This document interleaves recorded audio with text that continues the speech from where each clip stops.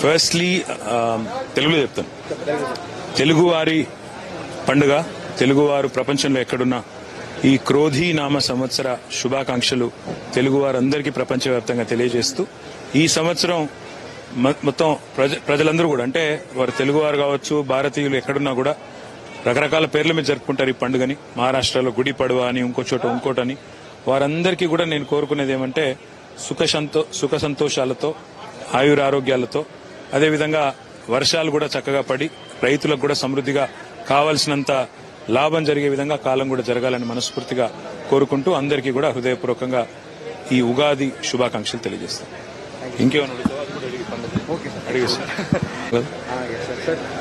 Sir, we have been seeing, a lot of leaders going from BRS to Congress. But then, do you think, despite all these things, BRS will still prevail in these elections? Well, we are a party which is 24 years old. Come this 27th of April, we'll be completing our, 23 years and entering the 24th year of the party formation. We have seen many ups and downs in the last 24 years. But the primary objective of the party was the formation of Telangana state, which we have achieved. And, not only have we achieved it, but also after the formation of the state, we have been given a golden opportunity to govern this state for about 10 years, serve this state for about 10 years. And I believe we've done our best. Of course, probably that was not enough to win a third term. But nevertheless, every political party goes through ups and downs. Yes, there are a few leaders who have left the party. There are a few others who have also joined the party. This is a pretty common thing in politics. But the fact remains that today TRS and BRS is the only party that truly is a champion of the causes of the people of Telangana, be it the farmers, be it the youth, be it the women. So therefore I believe that irrespective of which leader leaves and which leader stays in the party, I think as long as we have the people's support, we'll continue to do well. BJP కానీ కాంగ్రెస్ కానీ మీరు vote వేయొద్దు అని చెప్పడానికి కారణాలు మీకు అనిపిస్తున్నాయి? ఈ 100 రోజులు రేవంత్ రెడ్డి పాలనని ఎలా చూస్తున్నారు? ఈ పార్లమెంట్ ఎన్నికనే తీసుకుంటే 100 రోజుల అబద్దానికి 10 ఏళ్ల నిజానికి మధ్యన జరుగుతున్న ఎన్నిక ఇది.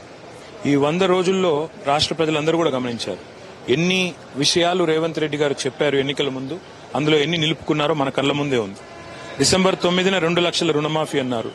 మరి రుణమాఫీ జరిగిన వాళ్ళందరూ, రుణమాఫీ అయిపోయి రుణ విముక్తులైన వాళ్ళందరూ కాంగ్రెస్ పార్టీకి ఓటేయండి, కాని వాళ్ళు మాకు ఓటేయండి. నెలకు 2,500 రూపాయలు మహిళలకు ఇస్తా అన్నారు. 2,500 రూపాయలు అందుకున్న మహాలక్ష్ములందరూ కాంగ్రెస్ పార్టీకి ఓటేయండి, కాని వాళ్ళందరూ మాకు ఓటేయండి. వృద్ధులందరికీ నెలకు 4,000 రూపాయలు ఇస్తాను, చేయూత అన్నారు.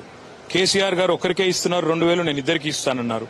సో నెలకు 4,000 రూపాయలు పొందిన ప్రతి ఒక్కరూ కాంగ్రెస్ పార్టీకి ఓటేయండి, మిగతా వారందరూ మాకు ఓటేయండి. అదేవిధంగా మీరేం చెప్పారు రేవంత్ రెడ్డి గారు? నెలకు కౌలు రైతులకు నేను డబ్బులు ఇస్తాను, రైతు కూలీలకు డబ్బులు ఇస్తానన్నారు.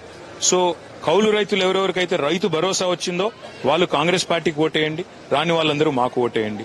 రైతు కూలీలు ఎవరెవరికైతే నెలకు 1,000 రూపాయలు అందినాయో వారందరూ కాంగ్రెస్ పార్టీకి ఓటేయండి, రాని వాళ్ళు మాకు ఓటేయండి. అందుకే అంటా ఉన్నా నేను, ఇది 100 రోజుల అబద్దానికి 10 ఏళ్ల నిజానికి మధ్యన జరుగుతున్న ఎన్నిక. కేసీఆర్ గారు ప్రభుత్వంలో 10 ఏళ్లు ఉన్నప్పుడు రైతు బంధు టెన్షన్ గా వచ్చిన మాట వాస్తవం. కేసీఆర్ గారు అధికారంలో ఉన్న నాడు 10 ఏళ్లు పెన్షన్లు టెన్షన్ గా వచ్చిన మాట వాస్తవం. కేసీఆర్ అధికారంలో ఉన్నప్పుడు నీళ్లు వచ్చిన మాట వాస్తవం.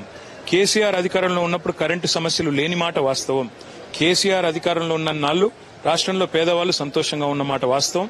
ఈ 100 రోజుల్లో చాలా మంది భ్రమలు తొలిగిపోయినాయి. కాబట్టి నేను అనేది ఏమంటే, కాంగ్రెస్ పార్టీ ఈరోజు దేశంలోనే పూర్తి స్థాయిలో అధమ స్థాయిలో ఉంది. నేను చెప్పడం కాదు, స్వయంగా వాళ్ళ పార్టీ వాళ్ళే చెప్తా ఉన్నారు, వాళ్ళ మిత్రపక్షాలు చెప్తా ఉన్నారు. దేశంలో 40 సీట్లు కూడా దాటదు కాంగ్రెస్ అని చెప్తా ఉన్నారు. మరి అట్లాంటి కాంగ్రెస్ పార్టీకి ఓటేసి ఓటును దండగా చేసుకోకండి. మళ్ళొక్కసారి తెలంగాణ గొంతు పార్లమెంట్ లో ప్రతిధ్వనించాలి, తెలంగాణ గొంతు వినబడాలి పార్లమెంట్ లో అంటే బీఆర్ఎస్ పార్టీ వల్లే అవుతుంది, కేసీఆర్ గారి ఆధ్వర్యంలో పనిచేసే నాయకుల వల్ల అవుతుంది. కాబట్టి బీఆర్ఎస్ పార్టీకి ఆశీర్వదించండి. సార్, ఆఖరి ప్రశ్న ఇప్పుడు జనరల్ గా అడుగుతున్నాను సార్, దేశంలో ఇప్పుడు ఈ మధ్య కాలంలో మీరు చూసిన ఈడీ అరెస్టు, కేజ్రీవాల్ గారు కావండి, కవిత గారు కావండి, ఈ ఎలక్షన్ కి ముందు రావడం వల్ల ఈ ఎలక్షన్ మీద ఎంత ప్రభావం ఉంటుంది అనుకుంటున్నారు? ఎట్లా ఉంది ఈరోజు దేశంలో పరిస్థితి అంటే, అయితే మీరు నా జేబులో ఉండాలి లేదా జైల్లో ఉండాలి అన్నట్టుగా ఉంది మోడీ గారి ఆలోచన విధానం చూస్తే. అయితే మీరు నా జేబులో ఉంటే మంచిది. మీరు చూడండి, ఇప్పుడు మోడీ గారి వాషింగ్ మెషిన్ లో, బీజేపీ అనే వాషింగ్ మెషిన్ లో 25 మంది ఆపోజిషన్ లీడర్స్ ఎవరెవరైతే గతంలో నేరారోపణలు ఎదుర్కొన్న వాళ్ళు ఉన్నారు.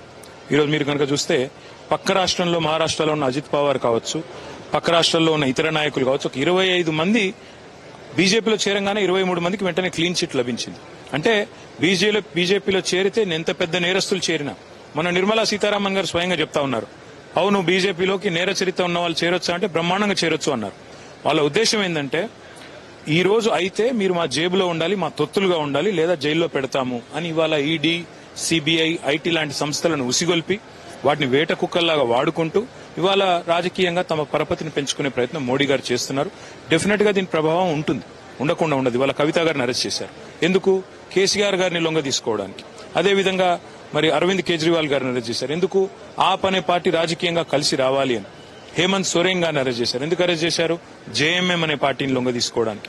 పినరాయి విజయన్ గారి కూతురు మీద మొన్ననే కేసు పెట్టారు, కేరళ సీఎం గారి కూతురు మీద. ఎందుకు? కేవలం బెదిరించి లొంగ తీసుకోవడానికి. మోడీ గారికి అర్థం కాని ఏంటంటే కొంతమంది నాయకులను మీరు లొంగ తీసుకోవచ్చు, కొన్ని పార్టీలను బెదిరించవచ్చేమో, కానీ ప్రజలను, ఈ దేశంలో కోట్లాది మంది ప్రజలు అన్ని గమనిస్తున్నారు. తప్పకుండా మీకు ఇవాళ అనుబంధంగా పనిచేస్తున్న ఈ సంస్థలు ఏవైతే ఉన్నాయో వీటన్నిటి పట్ల కూడా ప్రజలు తప్పకుండా తగిన తీర్పిస్తారన్న విశ్వాసం నాకు. ఎన్ని సీట్లు ఎదురు చూస్తారు మీరు మీ అసెస్మెంట్ ప్రకారం బీఆర్ఎస్ కి? లాస్ట్ టైం పోయిన ఎన్నికల్లో మాకు అసెంబ్లీలో 2018లో 88 సీట్లు వచ్చినాయి. కానీ పార్లమెంట్ కాడికి వచ్చేసరికి మేము అనుకున్న దానికంటే భిన్నంగా 17లో 9 వచ్చినాయి. ఈసారి నేను అనుకునేది మేము అధికారంలో కూడా లేము కాబట్టి మేము మొన్ననే ఓటమి పాలయ్యాము. మాకు 39 సీట్లకే ప్రజలు పరిమితం చేశారు.